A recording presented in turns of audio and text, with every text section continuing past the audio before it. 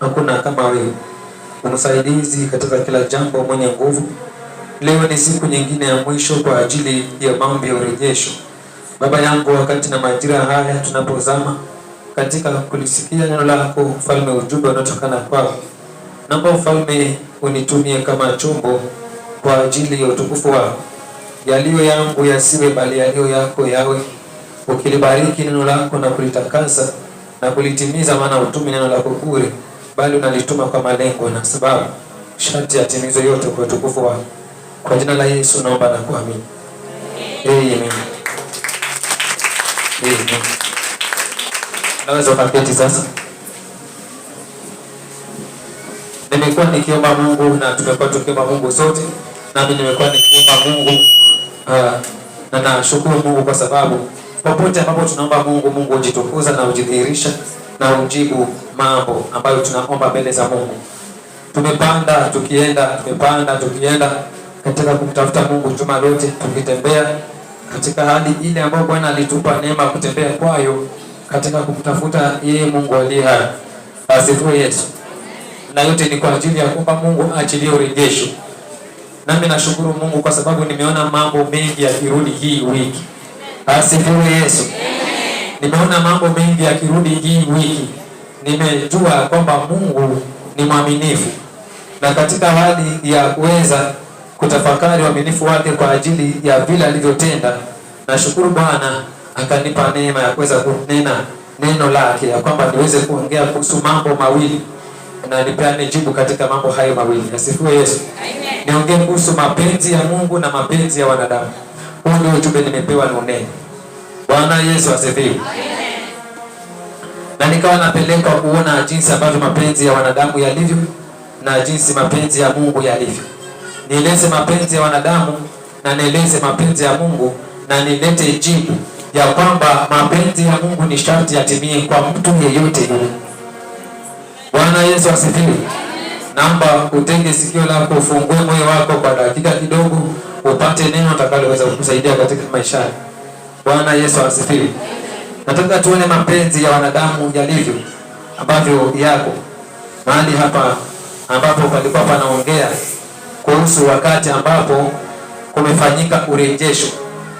Wiki iliyopita ama wiki hii nimekuwa nikiongea kuhusu urejesho, na nikaongea kwa upana na urefu, nikafundisha kuhusu urejesho, na tukasoma kitabu cha Yoeli 2:25 ya kwamba Bwana akasema na Yoeli ya kwamba nami nitawarejesheni miaka yenu iliyoliwa na nzige yote ataweza kurudisha. Bwana Yesu asifiwe. Akasema kwamba nanyi mtakula na kushiba, na tutakuwa na utele, hatutakuwa na hali ya udhaifu.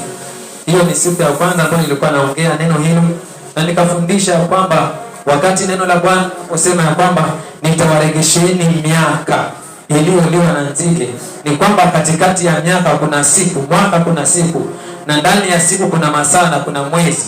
Na ikiwa miaka itaregeshwa, basi ni kwamba kuna miaka ambayo iliharibiwa, kwa maana inaregeshwa ambayo ni mema. Bwana Yesu asifiwe. Na nikafundisha hiyo kwamba ikiwa kuna miaka yako iliharibiwa, nikaeleza miaka inaweza kuharibiwa kinamna gani. Nikafundisha kwamba shetani hawezi ng'oa kilichopandwa na Mungu ndani ya mtu. Hawezi kuking'oa.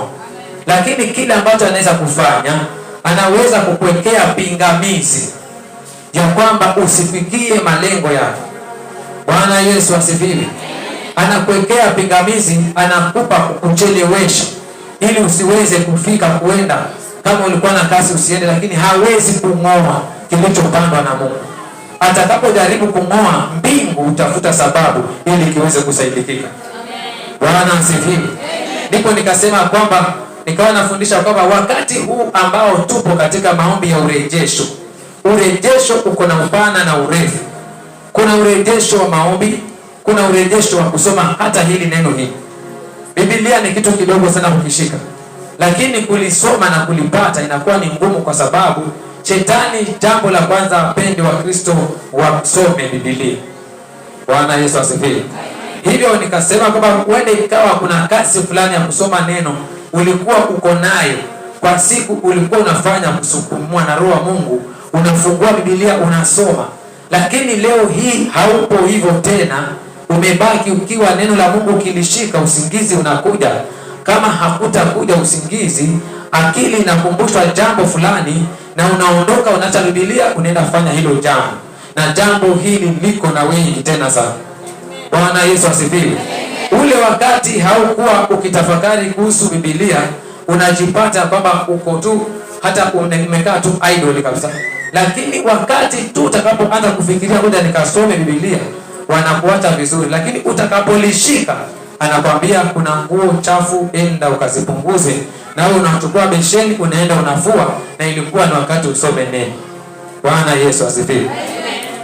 Nikaweza kusema kwamba kuna watu mpaka leo wako hivyo. Kuna watu mpaka leo hawako jinsi walivyokuwa, kwa sababu ya kwamba waliibiwa, waliwekwa mtafaruko. Bwana Yesu asifiwe. Yaani zile nyakati zao. Na ndio maana ile siku wengine wakauliza maswali, mwenye anaota ameibiwa saa, nikaweza kutafsiri ya kwamba mwenye ameibiwa saa ni kwamba kuna wakati ambapo yule mtu wakati wa nyuma alikuwa na sheria zake katika wakati wake, kwamba ikifika saa 4 ninaenda kuomba, ikifika saa 10 ninaenda kuomba. Lakini sasa kutoka ile siku aibiwe saa, anafika mpaka jioni ndo anaomba. Bwana asifiwe. Tena kama ni kuomba nako anaomba hali ya mung'ang'ano. Ile power, yale mafuta ya kuomba yalitwaliwa. Sasa anabaki akiwa hawezi kuomba, na nikasema kwamba wakati wa sawa ya kwamba Bwana kujalie neema akurejeshe. Asifiwe Yesu. Nami leo nasema kwa wale ambao hawakuwepo ya kwamba hii leo ni siku ya sawa ya kwamba Bwana akurejeshe. Na ikiwa utabeba maneno haya na maombi haya, Bwana ataenda kukurejeshea leo na utashuhudia kama wengine. Bwana Yesu asifiwe. Asifiwe Yesu. Asifiwe Yesu. Na warengesha nyuma kidogo ambapo nilitamka maneno hapa. Nilisema mwaka huu vita ni vikali, lakini ushindi uko juu yetu tukisimama na maombi. Wangapi wanakumbuka niliposema maneno haya? Umeona hizo vita? Mwanangu, kila kinachotamkwa na nabii huwa kinaonekana angani kinakuja. Leo natamka hivi, hili kanisa ni dogo hapa. Kwa siku kidogo zijazo hili kanisa linafunguka hapa. Asifiwe Yesu. Hili kanisa linafunguka, linaenda pande mwingine tofauti. Na linasema hivi, andaa moyo wako mwanangu ukiwa mahali hapa. Kuna wengine walikuwa na roho kubwa, nilifundisha juzi. Wakati yule mama alipouliza kuhusu simu, na nikaeleza tafsiri vizuri ya simu ilivyo na ina nini mpaka kwa laini. Na leo nasema kwamba ikiwa upo chini ya mahali hapa, hili kanisa linaenda mbali na kuna watu wanakuja hapa. Na nasema hivi, kwa kila hatua ambayo tunapanda katika kuinuka kwa madhabahu hii, lazima kutaletwa watu kwa ajili ya kufikisha kwenye hatua hii. Hivyo wewe uliye mahali hapa, tengeneza moyo wako uwe vizuri. Asifiwe Yesu. Kuna utofauti wa mtu ambaye amepanda Nissan na utofauti wa mtu ambaye amepanda basi. Nissan inabeba watu 14, basi inabeba watu 32. Hivyo ukubwa wa basi ni tofauti na ukubwa wa Nissan. Unapoingia kwenye basi, ujue macho yako utupe mbali zaidi kwa sababu basi ni refu. Unapokwenda kwa Nissan vile ujue Nissan ni fupi, unaona hapa. Mwambie mwenzako uko kwenye basi hapa. Hii hata ni train yenyewe. Hii ni gari ya moshi, ni refu. Asifiwe Yesu. Na kwa sababu ni refu hii, tengeneza moyo wako. Leo tunachukua video hapa na simu. Kuna kuja ma expert watakaokuwa wanashika kamera hapa. Asifiwe Yesu. Kuna watu wanakuja na ishara nilionyeshwa jana. Haleluya Hosana. Asifiwe Yesu. Kumbe Bwana akikufaa anakuketisha pamoja na wafalme. Niliona jana hapa. Ilianza juzi jana nao kaiona. Juzi nilikuja hapa nilichotwa na gari kubwa mpaka pelekwa. Bonge la gari. Na kwa pastor ingia tena mlango nikafunguliwa. Haleluya Hosana. Asifiwe Yesu. Mungu ni Mungu. Hashindani na wanadamu. Nikiwa kazini jana vile vile nikapigiwa simu nikaambia baba, mimi ni mtu fulani na uhitaji nikuone, ukifika kanisani nipigie simu tu. Nilipofika hapa nikapiga simu, nikatoka haraka. Jana wale walioniona nilitoka kaenda huko bila hata kuaga, nikaenda asifiwe Yesu. Sema asifiwe Yesu.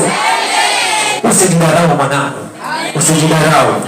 Vile ulivyo unaketi na mtu mkubwa na unaketi hapo kana kwamba huyu naye namna gani, na ndio amekuita ananyenyekea hivi, anakusikiza kama mtu wa Mungu. Haleluya Yesu. Asifiwe Yesu. Nasema ya kwamba andaa moyo wako. Mambo haya nimeona juzi na jana. Baada ya hii wiki Mungu kunaonyesha maono kwenye ndoto.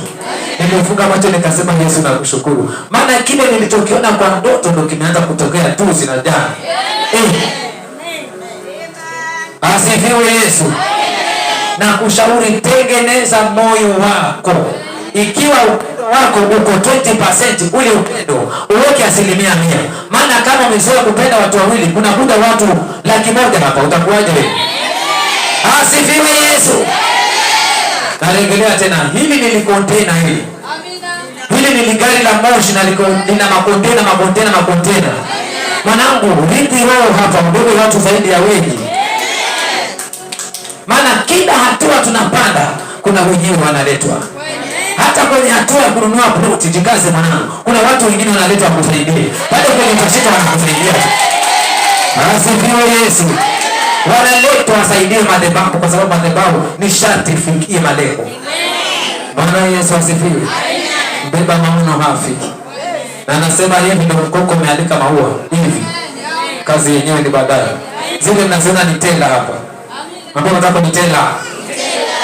Zile zinaanza wakati wa movie ile kwanza DJ Afro. Zile zinaanza kwa msikilizaji. Hizi ndio hizi ziko hapa. Movie ni baadaye. Hapo ndio tunaona AK47, hapo ndio tunaona guruneti liko hapo, bomu hizo ikaziona hapo hapo. Asifiwe Yesu. Hiyo wakati huu wa urejesho, mwambie Bwana akupe hata roho angalau. Maana wa Kristo tuna tabu. Tunakosa kutofautisha jinsi ya kubeba roho, tunabeba mambo. Wanangu, nawapatia ufunuo ambao mnautoa mpaka mnauimba nyinyi wenyewe. Kwa hiyo ingawa huyu wa serikali, lakini hata wewe unauimba kama wimbo. Wamjua marehemu Raila Odinga, si ndio? Alikuwa karibu na nani? Yule alikuwa sekretari wake, mwandishi wake, mwanachini wake, Sifuna. Asifiwe Yesu. Walikuwa na yeye hivi, wengine wasema bump to bump, si ndio? Maana bump to bump. Bumper to bumper. Walikuwa bumper to bumper. Paka mwisho ile akamwekea mkono Sifuna. Alafu kuna siku akatabiri kifo chake, akasema najua mimi niko na nini, lakini najua nitaenda zangu, lakini Raila's spirit itabaki Kenya. Akatamka maneno haya, iko kwa YouTube hiyo. Asifiwe Yesu. Amefariki, si ndio? Roho yake mnaona kwa nani? Kwa Sifuna. Hata wewe unampenda tena kwa lazima. Piga Yesu makofi. Ukaambiwa ingia kwa ballot sisi ukapige kura, uenda piga Sifuna, si kweli? Lakini sipigi kampeni hapa. Asifiwe Yesu. Lakini nakupa ufunuo kwamba huyu mtu alibeba roho ya mtu fulani na hajaokoka bado, lakini alibeba roho. Mwanangu, beba roho hapa, utaishi maisha mazuri. Asifiwe Yesu. Kama huna roho, Bwana akupe leo. Asifiwe Yesu. Usitamani vitu ni za muda. Pesa ni ya muda. Kuna siku niliona pesa ni ya muhimu, bwanangu. Asifiwe Yesu. Kuna siku niliona pesa ni ya muhimu, na kuna siku nilisema pesa si kitu, na kuna siku niliposhika hiyo pesa nilichukua bilifanya hiyo. Yaani vile ilivyo yote kachukua bilifanya. Pote ndio hapa. Asifiwe Yesu. Kwa sababu si kitu, lakini kubeba roho inakupeleka pale. Mungu akupe roho leo. Asifiwe Yesu. Nimeanza kuhubiri. Bwana Yesu asifiwe. Kuna mapenzi ya Mungu na mapenzi ya wanadamu. Mapenzi ya Mungu ni kwamba neno mapenzi ya Mungu ni sawasawa na makusudi ya Mungu, na mapenzi ya wanadamu ni sawasawa na makusudi ya wanadamu. Bwana Yesu asifiwe. Wanadamu wana makusudi yao. Tukiwa hivi tulivyo duniani, tunaishi hapa, tunapelekwa kwa mapenzi ya Mwenyezi Mungu, na vile vile hapa duniani vile vile bado tunaendeshwa kwa mapenzi ya wanadamu, na mapenzi ya Mungu ndiyo peke yake ambayo huzuia mapenzi ya wanadamu. Na nilipata vizuri hapo? Nasema hivi, makusudi ya Mungu ndiyo ambayo hupangua makusudi ya wanadamu. Lakini makusudi ya wanadamu hayawezi kutimizwa kwenye makusudi ya Mungu, huwa yanazuiliwa, yanatupwa nje. Asifiwe Yesu. Ni makusudi ya Mungu peke yake ambayo huwa yana msukumo yatimie.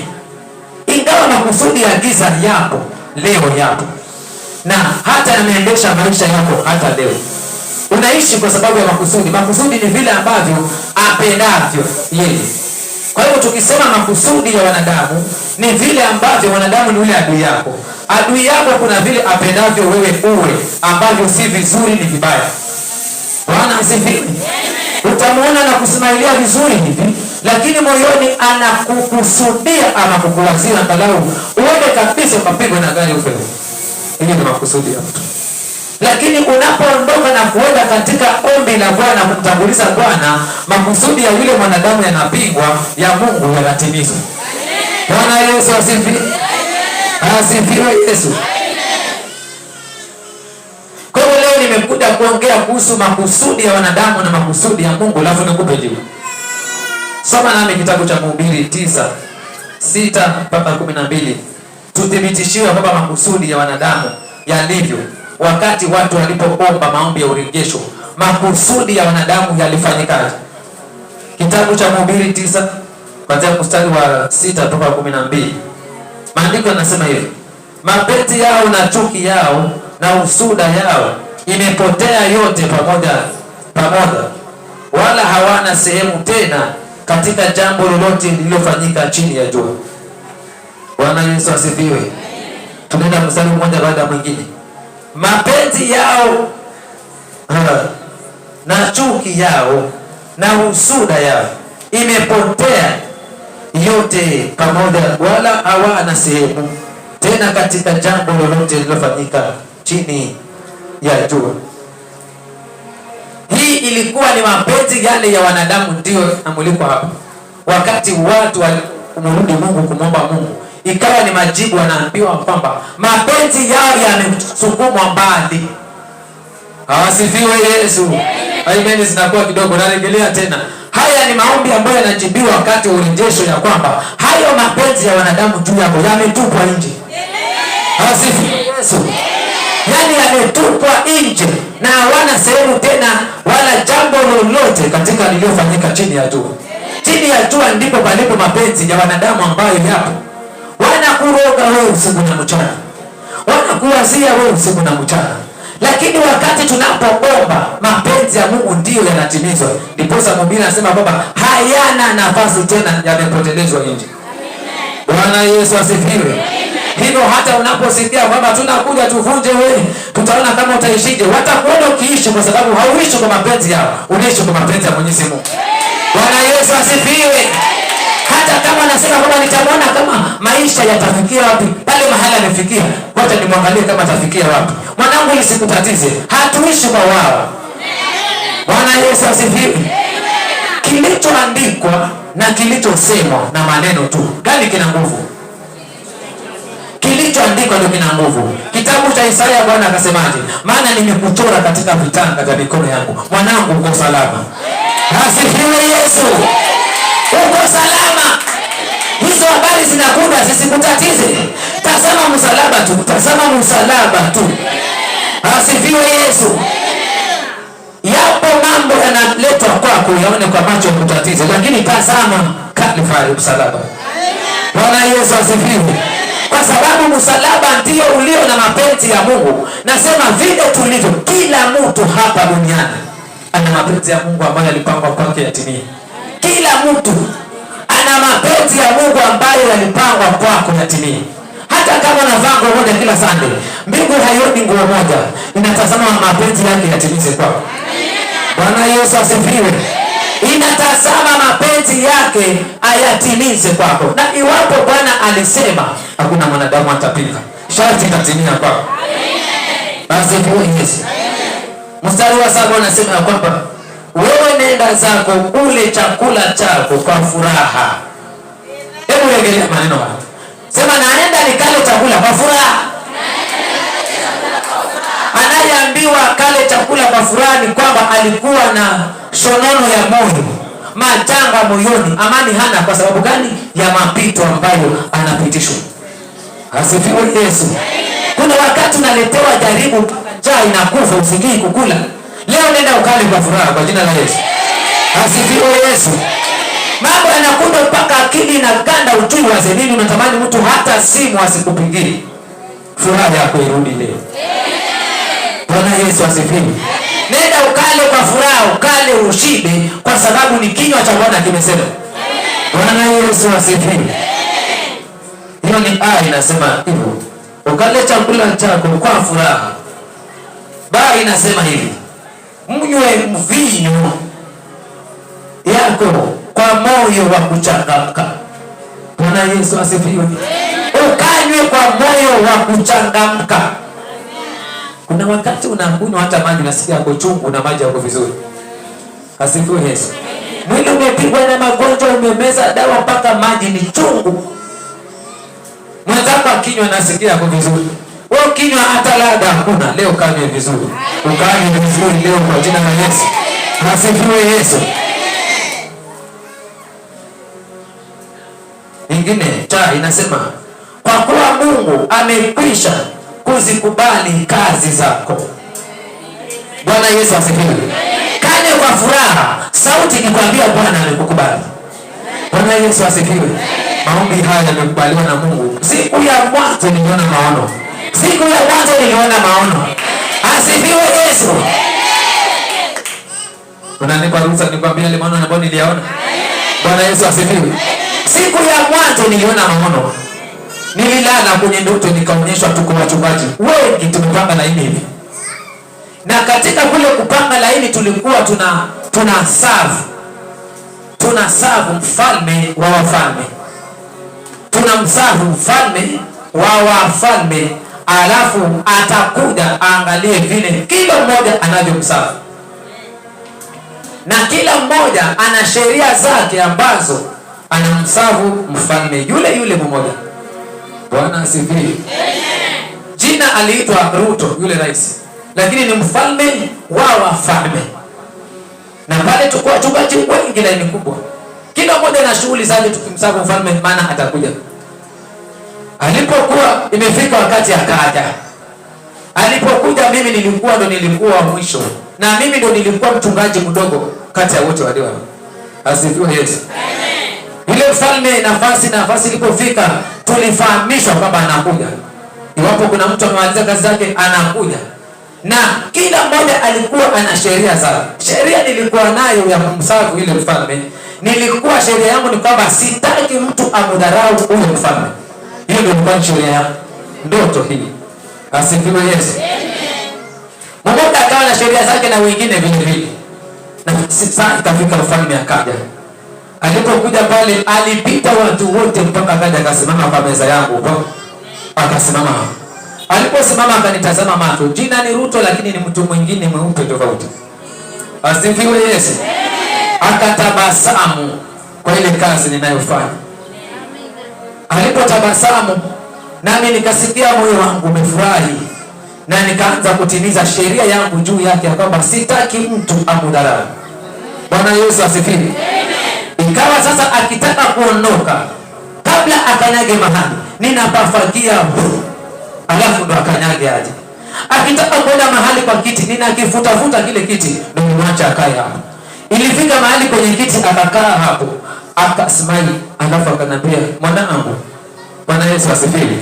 Akanambia, "Mwanangu, mahali imefikia sasa. Si nikupe uwezo tu niletee watu nipige kampeni." Bwana Yesu asifiwe.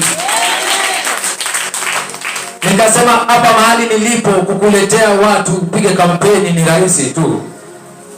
Akanambia nakupa uwezo huu. Alafu akapotelea hapo kwa kiti. Nikaamka.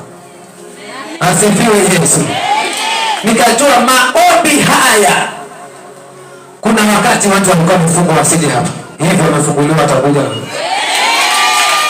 Kampeni si ya siasa, ni hii inahubiri hapa. Asifiwe Yesu. Anayepeana kampeni na nguvu kwenye kampeni ni Yesu Kristo. Ni hizi ziko wataletwa hapa. Kwa maana nimetangulia kusema tengeneza moyo wako. Wanaletwa watu, Bwana anawaleta. Injili ni nguvu, na nguvu za Mungu hutafuta watu mpaka mbali zikawaleta. Yohana alihubiri msituni, watu walimfuata msituni. Pastor Tony amekuja kwa mavita kutoka kule Mtwapa, amekuja huku mahali kuna vita vikali. Watu wa Mtwapa wako mahali hapa, Wamasai wako mahali hapa, Wagiriama wako mahali hapa, Wakikuyu wako mahali hapa. Injili ni nguvu na italeta watu. Asifiwe Yesu. Hivyo ni kwamba maombi haya Bwana ameyakubali, yatasababisha mambo yatendeke, ni watu waje, maana hizo ndio kazi za Mungu hufanya hivyo. Asifiwe Yesu. Mungu anafanya muujiza, watu wanakuja. Si hivi tu. Tarajia muujiza kupitia kwa maombi haya. Tarajia muujiza kupitia kwa maombi haya. Asifiwe Yesu. Baba anasema kwamba kwa sababu Bwana amekubali kazi yako. Ndipo nikapata maandiko haya. Bwana amekubali kazi unayofanya. Ukiwa washa mahali hapa, Bwana anakubali kazi unayofanya. Ifanye kwa moyo. Hautalipwa na Pastor Tony. Mungu wa mbinguni atakulipa. Mimi nafanya yangu niliyoitwa na Mungu. Fanya yako na wewe. Asifiwe Yesu. Fanya yako na wewe. Mtii Muumba wako. Usitii mwanadamu. Mwanadamu ni ule ule. Bwana Yesu asifiwe. Tunaendelea kusoma maandiko mahali hapa. Mstari wa 8. Maandiko yanasema kwamba mavazi yako na yawe meupe siku zote. Koma hapo. Mavazi yetu yawe meupe siku zote. Wakati mtu anapoambiwa mavazi yake yawe meupe, ni kwamba yamechafuliwa. Asifiwe Yesu. Ni mangapi umesemwa naye? Mizigo mingapi umebandikwa nayo? Mingi. Maneno mengi umesemwa juu yako. Lakini Bwana anasema leo mavazi yako yawe meupe kwa jina la Yesu. Bwana Yesu asifiwe. Na maanisha tunapokwenda kwenye maombi ya urejesho, pia mwambie Bwana nitakase na atakutakasa. Hautasemwa vile unavyosema. Hautadharauliwa vile unavyodharauliwa. Bwana Yesu asifiwe. Kitabu cha Yeremia 15 mstari wa 10. Yeremia akawa anaongea kwa sababu aliona maisha yake amezaliwa mtu wa kuteta. Akasema ole wangu mama yangu, maana ulinizaa duniani kuishi kwa kushindana. Kila atakayeniona ananilaani. Bwana akasikia maneno yale akasema hakika nitakutia nguvu na nitakusababisha adui yako aje kusihi wakati wa maovu. Ule wakati ambao anakuja kukushambulia ataleta aje cheke. Uko salama mzee fulani. Bwana Yesu asifiwe. Watabadilishwa vinywa na mioyo waje kwa furaha, hawatakuja kwa fujo tena. Bwana Yesu asifiwe.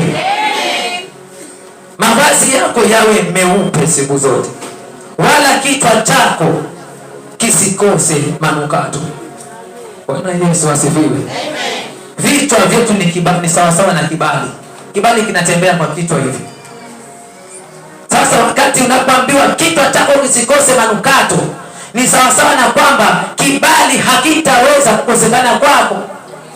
Unafikia wakati unaingia mahali hivi vile unaingia, kabla ufike watu walikuwa wanacheka vizuri, lakini ukipenya tu wewe hivi mood ya watu inabadilika. Watu wamekushiba. Leo wakuite wenyewe bila hata wewe kwenda hapo. Kwa jina la Yesu wakuite wenyewe. Bwana Yesu asifiwe. Yusufu alikuwa na kibali cha Bwana. Alipoenda Misri, walimpenda wote mpaka ufalme. Kwanza leo usikataliwe pale mahali unafanya kazi kwa jina la Yesu. Asifiwe Yesu. Mstari wa 9. Uishi kwa furaha pamoja na mke mpendaye. Bwana Yesu asifiwe. Leo ni siku ya urejesho. Ikiwa ndoa ilikuwa haina amani, irudishwe hiyo amani leo. Bwana Yesu asifiwe. Ni mapenzi ya Mungu. Haya anayosema ni mapenzi ya wanadamu ambao walikuwa wamefanyiwa, alafu sasa wakajibiwa katika urejesho, ya kwamba uishi kwa amani. Kwa hiyo ndoa, mke wako ni rafiki yako, mume wako ni rafiki yako. Katika umri ulio nao, usifikiri utapata mwingine wa kukupenda zaidi. Sahau hili. Ni ule mume wako. Asifiwe Yesu. Ni yule yule bwanako, ni yule yule. Jenga urafiki na yeye, awe kipenzi chako, awe best friend wako, na awe mshauri wako, na awe rafiki yako. Bwana Yesu asifiwe. Inafikia wakati unabadilika moyo, unasahau maana sasa mahali tumefika mahali kwa ndoa, tunaenda kumsalimia Mungu kule mbinguni. Asifiwe Yesu. Kwa nini ni kweli? Afikiri umefika wapi hapa? Kama kwa ndoa subiri ile nyingine na Mungu utaiona kwa macho. Utakuwa umenuna hapo Mungu. Watu wanalia huko lakini sura yako inatuonyesha umeenda wapi. Asifiwe Yesu. Kwa hiyo mahali huko sasa ni mahali ya kwamba uishi kwa furaha. Uishi kwa maisha mazuri kwa mke wako unayempenda, kwa bwanako unayempenda. Kama hakuna upendo, Bwana akuregeshie upendo. Bwana Yesu asifiwe. Ukitoka hapo usimnunie bwanako, usimnunie mume wako ama mkeo, na mnunie unambeba kwa mzigo. Si mzigo huyo mkeo. Ni bebi wako huyo. Asifiwe Yesu. Huyo ni bebi wako. Hata kama anavaa bora kama Pastor Tony, ni bebi wako huyo. Mungu alitoa kama ni huyo, uishi naye. Bwana Yesu asifiwe. Kuna mtu anatamani hapa, wewe Bwana amekupa, ishini kwa furaha wana. Na wewe ambaye hauna bebi wako, yupo yuaja. Umesikia shuhuda hapa? Yupo yuaja. Hii ni lift hii. Bagorobo ikatishwe lift baki rocket. Ndoa zinarudi kwa fujo hapa. Asifiwe Yesu. Uishi kwa furaha kwa mke umpendaye. Sidhani kama ulilazimishwa na mtu kumpenda. Ulimpenda mwenyewe. Haleluya, osana. Ulimpenda mwenyewe. I love you, ukamwangalia ngoja atakujibu. Baada ya wiki mbili I love you too. Leo hii umpende. Asifiwe Yesu. Hakuna ndio kulazimisha. Ulimpenda mwenyewe. Sasa agizo la Mungu ni kwamba kama hakuna furaha kule kwa ndoa, ukaishi na furaha kuanzia leo. Bwana Yesu asifiwe. Na ninakushauri unapotoka mahali hapa, ile furaha ichochee kama iwepo. Yaani lazimisho furaha ingie kwa ndoa kwa lazima. Maana ni kinywa cha Bwana kimesema kwamba lazima furaha iende kwa ndoa. Asifiwe Yesu. Unapomwona amefanya mazingongo asiyoeleweka, usimlete juu gea namba 5, mulete kwa upendo chini vizuri. Asifiwe Yesu. Amen. Asifiwe Yesu. Amen. Usianze kuleta juu, hapana, mulete kwa upendo chini vizuri. Alafu utamuona. Ukimpa upendo tu anasahau mpango wa kando. Anatulia hapo. Bwana Yesu asifiwe. Amen. Tunasoma siku zote za maisha yako na ubatili ulizopewa chini ya jua, siku zote za ubatili wako, kwa maana hiyo ni sehemu yako ya maisha na katika kazi yako unazozifanya chini ya jua. Ili kwenda kamilishwa hii. Bwana Yesu asifiwe. Mstari wa 10. Lolote mkono wako utakalo lipata kulifanya, ulifanye kwa nguvu zako, kwa kuwa hakuna kazi wala shauri wala maarifa wala hekima huko kuzimu uendako wewe. Bwana Yesu asifiwe. Hakuna lolote ulifanyalo ulifanye kwa nguvu zako. Bwana Yesu asifiwe. Kunayo mapenzi ya wanadamu.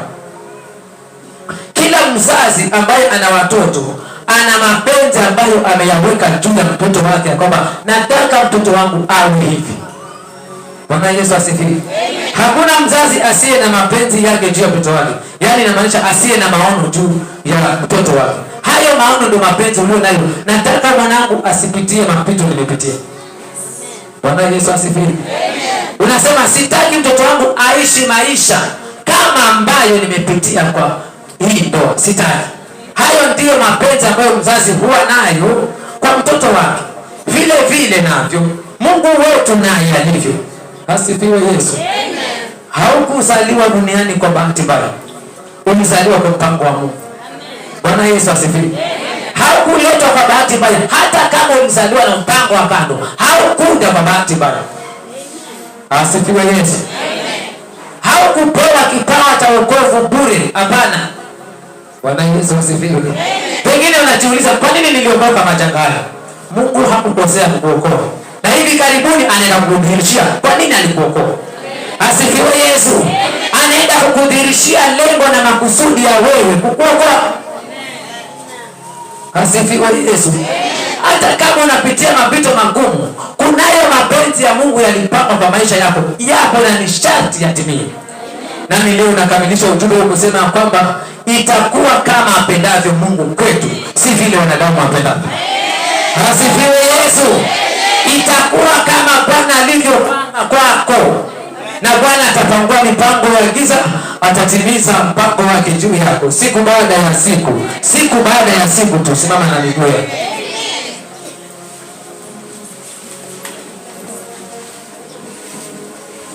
Ni siku ya urejesho Bwana kutupa neema, na ni siku ya mwisho leo, na ili ni upendo wake na uzuri wake.